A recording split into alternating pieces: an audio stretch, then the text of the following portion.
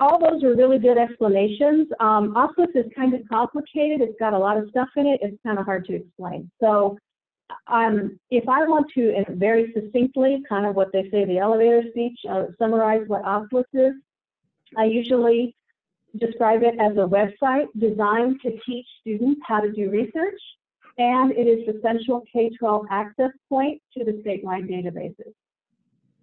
But if you have a little more time or inclination, the detailed summary is a little more helpful, I find, because it emphasizes the 3 sections of OSLIS. So the beginning is kind of the same. I'm not going to really read the whole thing to you, but again, it emphasizes that there are 3 sections, and it talks about the Learn to Research section, which is the part that is geared towards teaching students how to do research, and the talks about the Find Information section, which is the part that has the access to the databases, to the statewide databases, and then Cite My Sources. And that's really what we want people to understand, is that there are 3 distinct sections or components to OSLIS. And I have one more person waiting to get in, so I'll let them in. Okay. So I'm just going to go on to the next slide.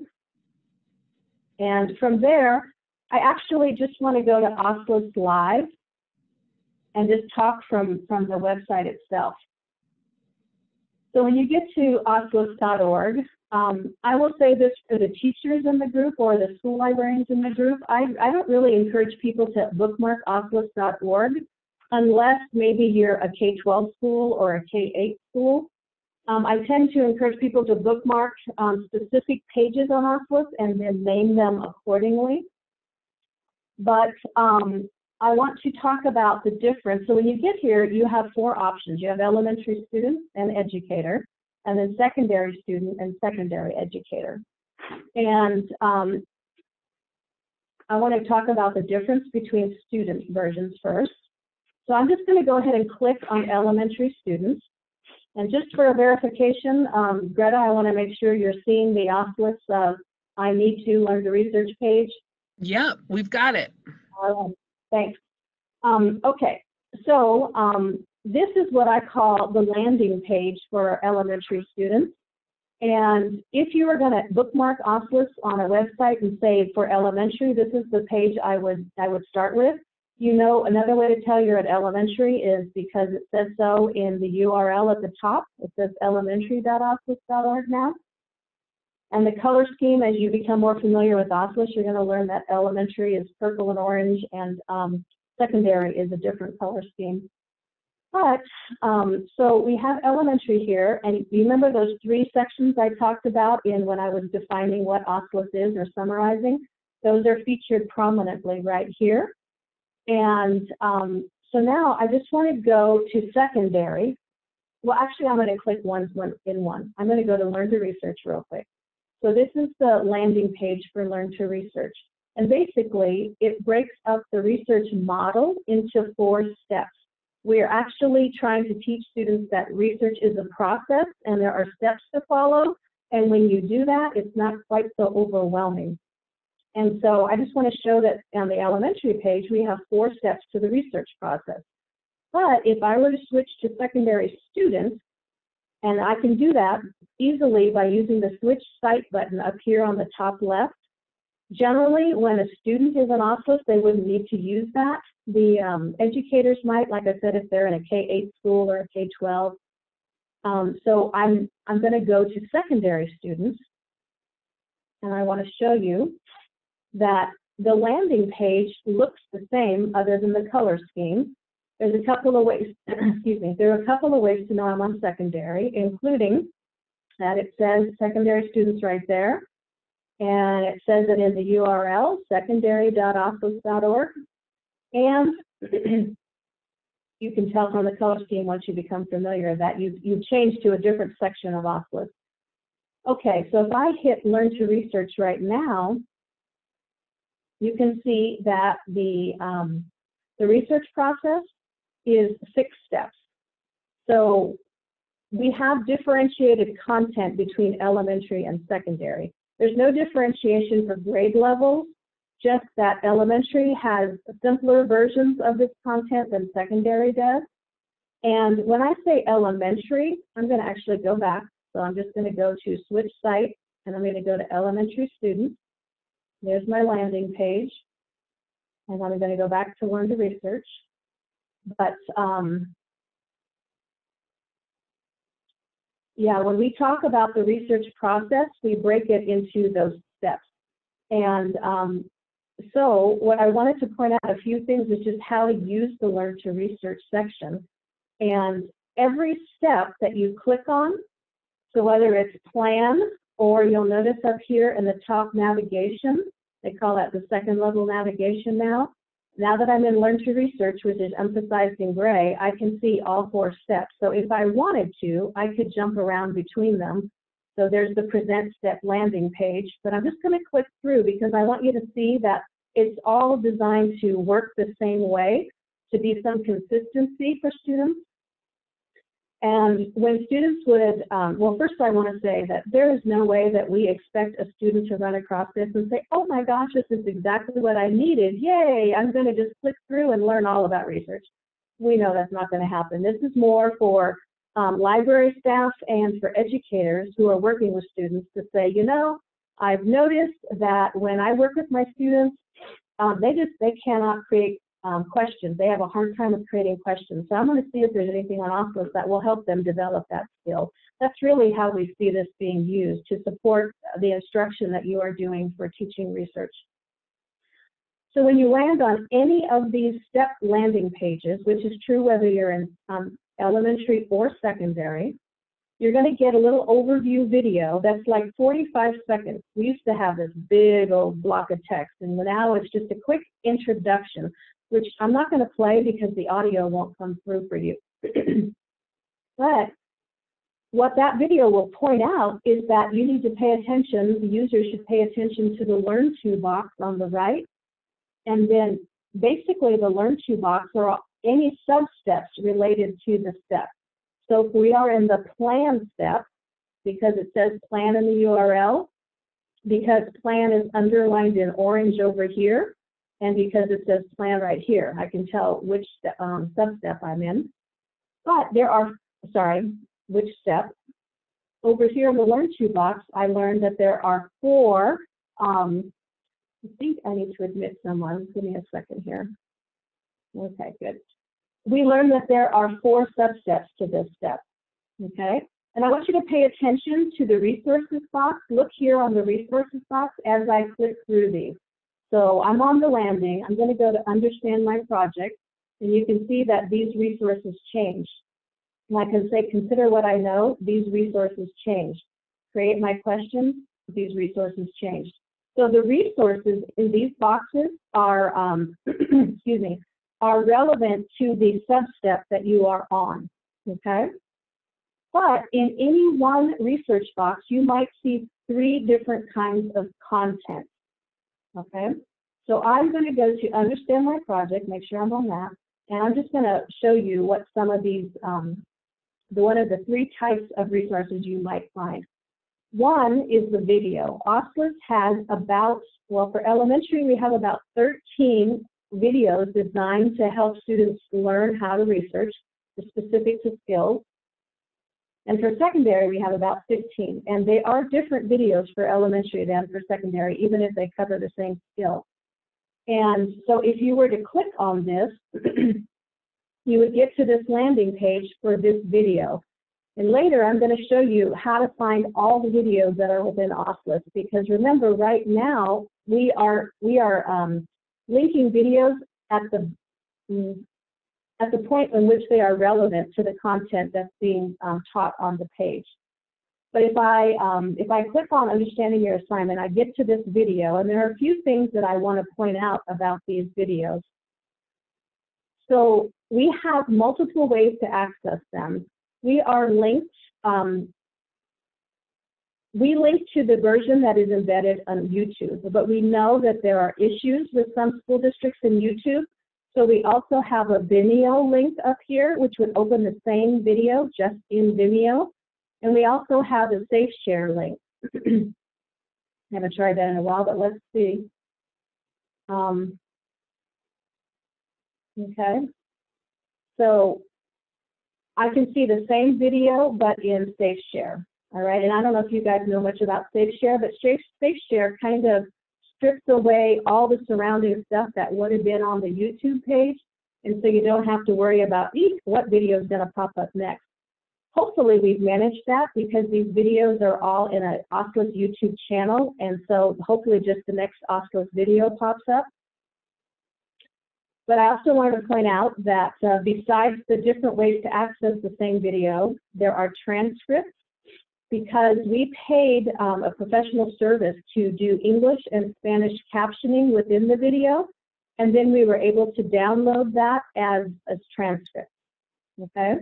But let's say that you are watching a video and you have a student who speaks, let's just say German, and you know, we don't have anything for them if they speak German. I just want to point out that when you're using YouTube videos, that YouTube has that automatic translation for multiple languages. I'm going to start this video in a second, but I'm going to actually turn off my audio because you won't be able to really hear it anyway. Okay, so when I start it, it's probably going to start just playing the English captioning, and as you know with YouTube, let me just make that bigger. Greta, you can still see the screen, right?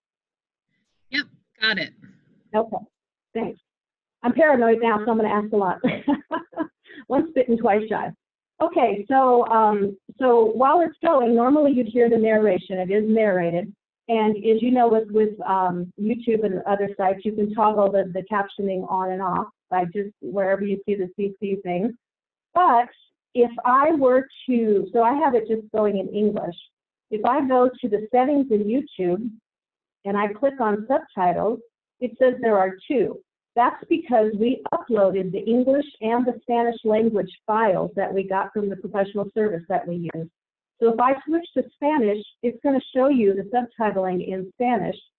And we know it's accurate because we paid Spanish speakers to translate it. We paid a service to do that. But you'll also notice that if you go back over here and you use auto translate, this is a YouTube feature, not an OSLIS feature. Auto translate lets you choose from a ton of languages. So I'm just going to go down here. Let's see, do they have it in their language? And I'm going to choose German, just as one. And it instantly starts showing you the closed captioning in the language that you chose. Now, because this is a YouTube feature, it's happening on the fly. It's probably not 100% accurate, and yet because I always pick German because I speak a little German. My mom is German, and I'm like, it may not be 100% accurate, but it's very good. Okay, so I just wanted to point that out to you. And I've turned it off for right now, and I'm just going to get out of that video. And I think this would be a good time to stop and ask if there are any questions about anything we've covered so far. I know that's a lot coming at you already. You can throw things in chat if you like. I don't see anything yet, Jen. Okay. Well, then I'll just keep going. But I will reiterate, I think what I'm going to do is I'm going to start a fresh OSLIS instance, and I'm just going to go through the steps of how I got there. So I'm an elementary student, so I chose, or I teach in elementary school, so I chose elementary. And then you get to the landing page that has the 3 sections of OSLIS. And I want to know more about how to do research, so I'm going to go to the Learn to Research section. And you know, it depends on where you are in the process as to which step you would pick, but I had chosen Plan, and then I had chosen Understand My Project, and this video is there, Understanding Your Assignment. Okay? Now, that's a lot to remember if you want to get back to that specific video. So, and some people pointed that out to us. I will say that you know, OSLIS is a project of the Oregon Association of School Libraries in collaboration with the State Library. And with that, we have an OSLIS committee, is a group of school librarians who volunteer to help develop mostly content for the Learn to Research section. And it was one of them who said, you know, it would be really nice if we could find all the videos really quickly instead of having to hunt for them wherever they, appear in the Learn to Research section. So we said, no problem, we got you covered. So I'm going to go back to the Learn to Research landing page for elementary, which I can use my breadcrumb trail to do, or I could use up here. Okay, so either one. I'm going to go back to Learn to Research. And this is that landing page for elementary students. And you'll notice at the bottom we have a video icon and we have an ebooks icon. And that video icon, if I click on it, it opens to a master list of all of the videos that we have for OSLIS. Okay? And the beginning part is all those little 45-second overviews. This is what the plan step is. This is what the find step is, etc. So you go down just a little bit and you see these are those 4 to 6 to sometimes 8-minute videos that teach a specific skill related to the research process. So we were looking at that one called Understanding Your Assignment, but here's all the other ones too. Okay? So there's that master list. So I can go back to my Learn to Research landing page, and I want to show you the other master list, which is ebooks.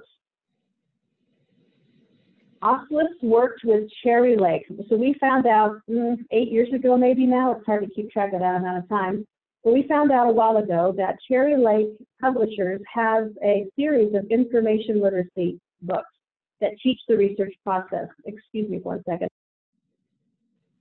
And we worked with them. They also have them in ebook format. So we worked with them and they gave us a really good deal to be able to add them directly to OSLIS.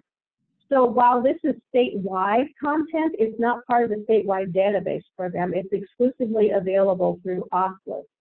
And they have some books that are geared towards elementary students, and some they say are secondary, but really the audience is 4th through 8th, and so they can look young.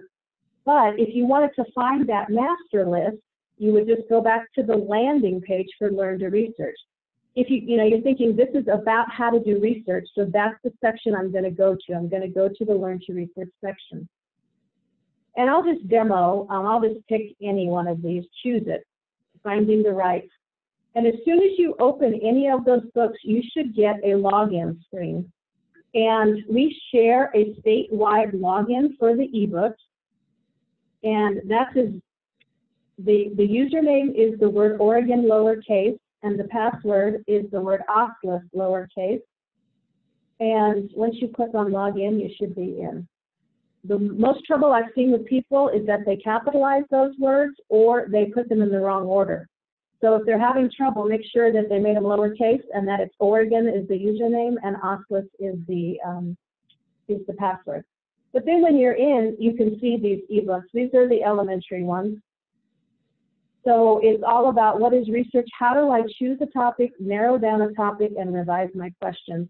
I'm trying to see who wrote this one. Some of these, okay, I don't know Kelly Coleman, but a few of them are by people that the school library world would recognize, like Kristen Fonte-Chenaro and others. But when you're in there, it is geared towards the students. And what we find most librarians or teachers do is they get to a section and they're like, you know what, I think I want to teach this skill to my students. So they're either going to direct students to this page in this book, or they're going to, develop a lesson based around that content. Of course, a student is welcome to, read the book, but, we don't think that's very likely that that's going to happen. I'm going to get out of that. And I'm going to go back to, that's the master list for elementary. So I was in the plan stage earlier. I'm going to go back to plan and back to understand that substep. And this is where I showed you that video. I want to show you the other 2 content types. And one of those is if there are relevant ebooks, they will be in this section. And that's that ebook that I just showed you from the master list. And it's going to open right now automatically without a login because I've already logged in once. As soon as I close my browser, I suspect that if I started again with a fresh instance of the browser, I'd have to log in again. Okay, so that's that same ebook. And the third type of resource in here are worksheets. And these worksheets are from, what do I want to say? So New York City, their school library department, their New York City Public Schools, their school library department developed this giant PDF that's over 200 pages long that I call a school library program in a box. And they had tons of worksheets in there, and it's got a Creative Commons license. So because we wanted to use so many, we asked, and they said, yep, use as many as you want. So we used them, and what we did is a lot of this was done by Marlene Lee. She's a retired school librarian now who's the OSLIS chair, who's done hundreds of hours of work on OSLIS. She went through and made all these fillable PDFs. So you can actually do your work online. If a student finds it online or the teacher assigns it online, they can do their work right there online. One tip, though, that I would point out is that with these worksheets, I wouldn't just start typing like I did. I would first download the worksheet, and there's the download link all the time, and then save it to your desktop or save it wherever you want to save it, and then start typing. Because I know some students who aren't as tech savvy have lost what they typed in the download process. So if you're interested in assigning something, download it first and then start your work by filling in the boxes. Okay? Alrighty, so there are maybe, I don't know, 30 worksheets scattered throughout based on where they are most relevant. We've never made a master list of those worksheets because we've never been asked for one, but maybe we should put that on our to-do list. Okay, so I was showing you all this with elementary. I am going to switch to secondary students, and I'm just going to give you a real quick run through just as a review of the steps. So this is the secondary landing page for secondary students.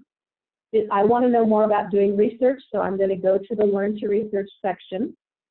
I click on Learn to Research. I have 6 steps instead of 4. There's those master lists. If I want the secondary student master list for videos, I go to Learn to Research because the topic is about doing research. And from the landing page, I can click on videos. And it's the same layout, it's just different color schemes, and there are 15 of those videos. Or I can click on ebooks. There is a little bit of overlap in some of these ebooks because, like I said, some of them were developed for grades 4 through 6. I want to point out that while most of these ebooks are about doing research, there are a few in their series that are about digital citizenship skills. Oh, and I think like Play It Safe Online and Manage Your Manners Online. So this is one I'll show you real quick that they said was geared towards grades 4 through 8. When you look at it, you can see that we've gotten, I won't say complaints, but when teachers use it, their students say, it looks so young. And I can understand what they're saying. I agree, and I've actually told the vendor that at a conference once. And he said, okay, that's good feedback. If they ever redo these, that they would consider that. So again, your older students often go, this is like for babies. So, you know, I don't know how much you want to make them go through the ebooks versus you find the content you want them to know and teach it. But I just wanted to point out that there are a handful of those books that are about digital citizenship skills, which is been a hot topic anyway, much less when you're doing remote learning.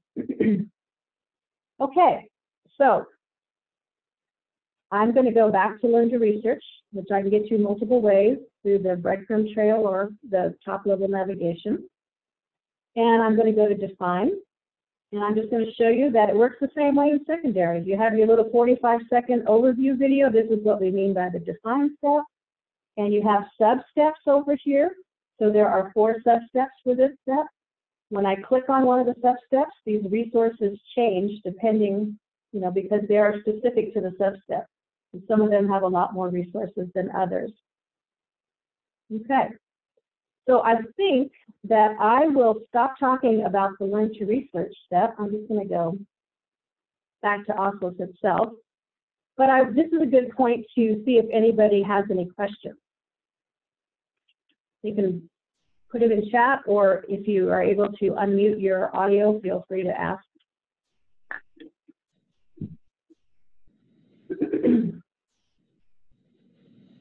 Nope. Okay, great. So there's one thing I forgot to tell you. Okay, wait, there seems to be a chat. Let's see. Is there a completed project to see how it was used? Okay. I'm not sure what you mean by that, Marion. Maybe you could help me understand. But then Jennifer Fisher asked, are there Spanish translations of the ebook text? Unfortunately, there are not. We went by what the company offered, and they only offered it in English. I don't think this series has done well for them as far as sales, and so I suspect that they probably would not invest the money to make a Spanish language version either. Let's see. Greta, you can let me know if there are any more questions in chat. In the meantime, I will go back, and I wanted to let you know that, when you're in the research, the Learn to Research section, we talk about there's a research as a process. We have some posters that that will help students, posters and bookmarks to emphasize that. And I don't know if you noticed, but there's a little search site button up here. It's a little clunky from the software that OSLIS is built on, but if I type in the word posters, I get a link up here, and it says Learn to Research Posters and Bookmarks. So that's the one I wanted. So if I go there, I want to show you that there's a folder of elementary and secondary level posters and bookmarks about the research process. I'll just open one. I should have had that open first. Okay, and hopefully you can see that on the screen, that there is a this is the poster in an 8.5 by 11, but it basically just emphasizes to students that research is a process. There are 4 steps. Some of the steps have sub-steps. And so those posters are available in different sizes. I'm going to go back to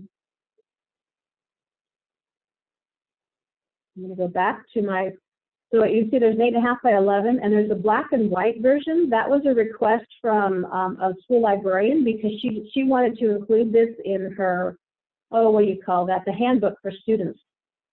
And so she asked for a black and white version. There's a 24 by 36 and 11 by 17. I'm going to show you the black and white, but I'm going to show you for secondary, so that you can see that the poster for secondary would be the same. It's just that it's a black and white version at that point. The one that I chose to open. But again, all the steps of the research process and all of the sub-steps.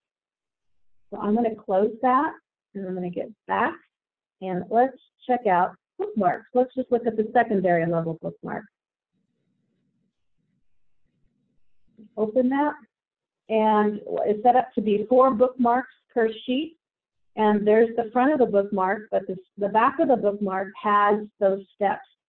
So that could be helpful when you're teaching students. You can ask them, remember, like, where are you in the process, and what should happen next? And did you even think to define your questions before you jumped into, when I taught school still, I saw a lot of people just jumping right into, let me go to the library and find some books. And that would skip the whole define step and the whole plan step. I see some school librarians shaking their heads like that sounds familiar. Okay. So I wanted to just point out that those were posters. Now I got to that by searching from the elementary site. If you are on OSLIS.org, you could find them. If you're on the secondary site, you could find them as well. But I want to move on then. Okay, it looks like I have a chat. Is there an editable version of the bookmarks that we might be able to customize by adding the login info unique to our district? Okay, so that's a good question, Dana. So these bookmarks are all about the research process. Let me see if I can find, we have other bookmarks. I'm just going to type in bookmark. I have the hardest time finding those. Okay, there's some OSLIS bookmarks here. And those bookmarks are about the resources that we have, the statewide databases. And if I open the front and back file, give it a second to load here. You see the front, it just says everything for your research process, and it basically, says that there's a Learn to Research section, a Find Information section, and a Cite Your Sources section. And then the back is customizable because every school district's login, whether you are at their username, is different. So at this point, if I were, I'm just going to make up a name. I'm just going to say, whatever your username is, you would put it there. And whatever the password is, you would put it there. And you'll notice that when I hit enter, it populates all the bookmarks on the page. And then Learning Express is not fillable because Learning Express, everybody creates their own account, which we can talk about during the database one next week. But therefore, you can't write anything in here before you give it to students, but they can write it in once they've created their login. And then those Cherry Lake ebooks that I was talking about, you could just put that in there, and then you could print those and give them to students. Okay? Awesome. So again, I found those by searching for the word poster or the word bookmark on OSLIS. So Jen, yes. We are at 12:46. Do you want to touch on the information and sources quickly? You mean the other two sections of OSLIS? Yeah. Yes, thank you. Okay. And those will go much faster. And actually, let me just go to oslis.org and start again. I've just jumped around a lot in here. oslis.org. Okay. So I'm just going to choose secondary student right now since I've done elementary students. So we covered Learn to Research. Find Information is mostly going to be covered in the Gale webinar next week, but I did want to show you that basically it is the central access point to the statewide databases, and we tried to emphasize the databases that are most relevant for the audience. So for secondary, we emphasized the in-context high school and in-context middle school. There's their Learning Express logo, the other resource that we have statewide. If you scroll down, there are a few extra things, like we did the historic Oregon newspapers, Oregon Encyclopedia, and Answerland, among other things. And also, one of those videos that I talked about, there's 15 for secondary and 13 for elementary, that talk about specific skills for how to do research. One of them is about understanding what a library research database is. So we've linked to it here on basically the database page under Find Information. There's also a 2 or 3 minute overview video that explains, actually it's 2 minutes, what OSLIS is, and that there's 3 major sections and what's in each section. Okay. Alrighty. So, but I'm going to spend the bulk of my time on that next week. So then the last section we have is Cite My Sources. It works the same for elementary and secondary, except that elementary only has MLA, but secondary has MLA and APA as options. I'm just going to show you. It's basically a citation generator. I know some schools will use EasyBib or BibMe, or they pay to use, Noodle Tools. But if you don't have a citation generator and you want one that is free of ads, free of cost, accurate, then Citation Maker is a good option.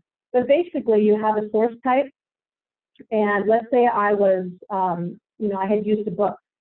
So it opens with some information and some examples for the students, and then it guides them through. And basically, all the student has to make sure they do is spell things correctly.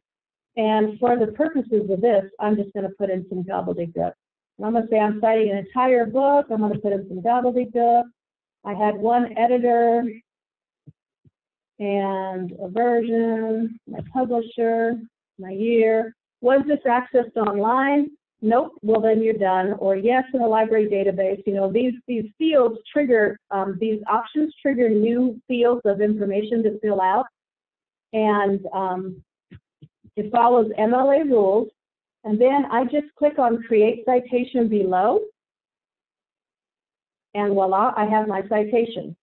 And then if I wanted to go to another source type, let's say I also have a web page article to cite, I just wanted to point out that what's in the orange box does not go away until the student closes the browser session or the tab in the browser, okay? So you can jump around and you can, you know, do different things to the templates, and this will stay until they close the browser or until they click the red X. So there's some instructions down here. It says citations are automatically alphabetized. I'm going to go back to book, and I'm going to change the author to Alan.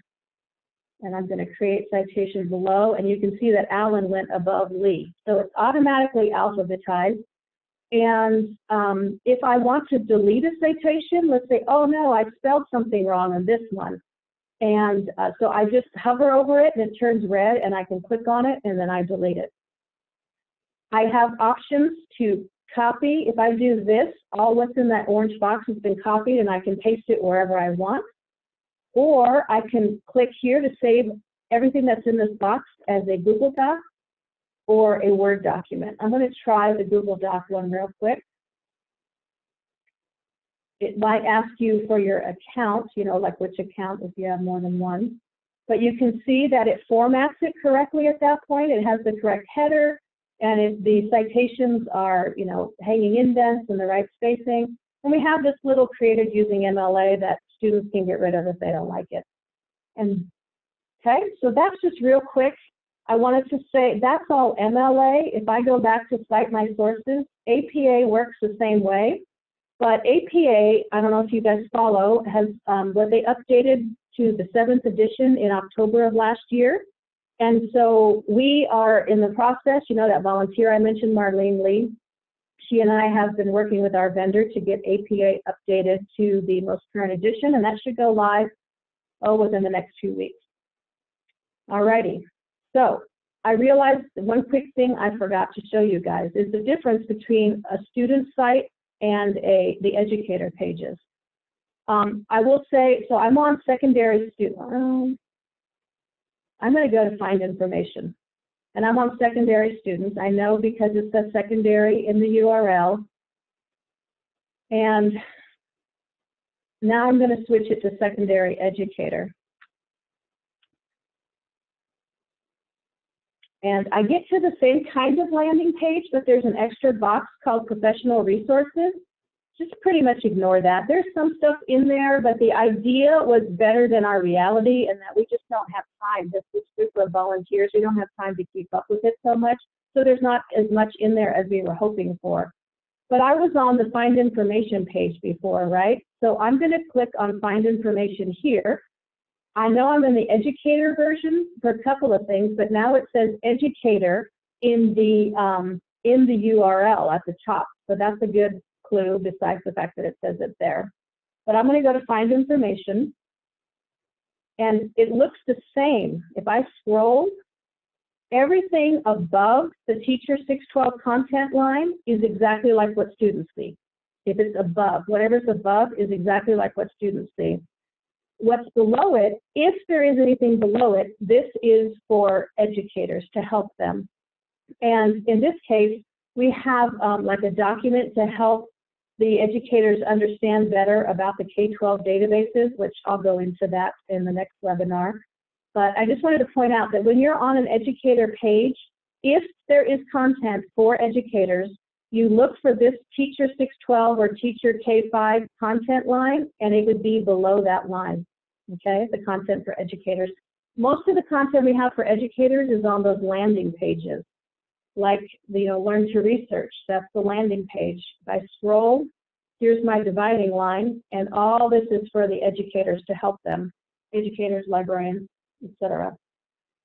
If I'm working with students, I wouldn't use the educator page. I would just always, like if you're projecting something or linking to something, I would always use one of the student pages. Okay? All right. I'm going to stop there because that is a lot of information I know. And I'm going to get back to the slideshow, hopefully. We're going to go to the next slide.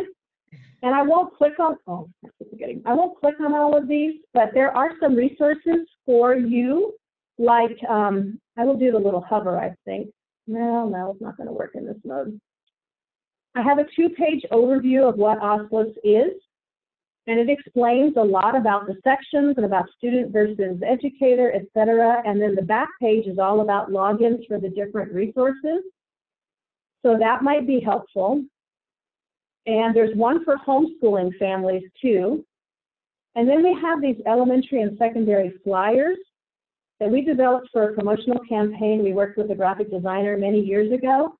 But again, this is a fillable PDF, so you could, once you download it, you could add the Gale username that's relevant to your school, districts, or private school, and then put it in there before you distribute it. There's one for secondary as well. And yeah, there's this folder, a bit.ly folder. I'm going to give you access to this PowerPoint, or Greta will at the end of this. But that bit.ly folder is literally a Google folder full of resources related to OSLIS and Gale and Learning Express Library, okay? And I will share this slideshow with you at the end, and so you will have access to that, all right? So, right now, I'm happy to take questions. We have 2, Jen. Okay. Someone asked how to get to the bookmarks from the main page one more time, because the search bar wasn't working well for them. Okay, let's see. Let me just open up a clean OSLIS page, and the key may be typing in bookmark. Yeah, I think, yeah, so, okay, I typed in bookmark and I see OSLIS bookmarks right there. Let me see what happens if I make it bookmark. Like I said, okay, it's coming up both ways. So the word bookmark should work, or bookmarks. If you're looking for the posters, that should work the same way, posters. Thankfully, that comes up a little more. And so those posters also have the bookmarks related. So the posters are about the Learn to Research process, and those bookmarks are in the same folder. Or if you want the other bookmarks, just look for the word. And yeah, just kind of anything, you know, that's been tagged with the word bookmark comes up. But where is it? OSLIS bookmarks right there. Okay, hopefully that helps. There was another question. Yeah, one more about a public librarian saying the ebooks want a username and password, but the public libraries don't have a username and password. So what should they do to access? So the ebooks, that password that I've said is used around the state. Now, technically, because of the really good deal that the publisher gave us, we're not supposed to share it with public, but by that I mean like public libraries shouldn't like download the ebook MARC records and add them to their catalogs or anything. But you are welcome to use them through OSLIS to point them out to people and to share that Oregon OSLIS login that is a shared statewide login. And speaking of the Gale usernames that are very specific to the district and or the private school, that was intentional when they set it up before I was even here, so that districts could, or private schools could track some level of usage. And so if your public library serves, let's just say 5 school districts and 3 main private schools, you're welcome to reach out to me and ask me for the Gale usernames for those districts and private schools, and I'd be happy to send that to you. And then you can share that with you know, your K-12 community as it comes up. And there is also a Gale username for the homeschooling community, which is on that homeschooling form. Are there any more questions? Just to confirm, does that mean we have the allowance to share that login on our website or only orally in person? So with logins, with any vendor logins, you cannot post them to a public website. So I was a little hesitant to even mention them here because it's always hard to know because this is going to go up But what I've seen people do in the schools anyway is they, like, if, you know, students have to log into their Google accounts or to their whatever account they log in to access their intranet, they make a document that is accessible once they are logged into that account, and then they can access all the logins for all the library products that they may be sharing. For a public library, I would say that if you're gonna, you know, have a, like if you have a homeschooling session for homeschooling families and it's in person, back when we can do that again, you would be welcome to, you know, print it out on a form, on a bookmark, however you want to, and share it. But if you're working with them remotely, as long as it's a recording that isn't posted too publicly, you could say it in the recording, but then you might just say, for the login, please reach out to, and you could list yourself or you could list me for any login information. Thanks, Jen. Does that help? Yeah. Mm-hmm. I think we are right at 1, and what we will do is I'm going to stop recording, actually.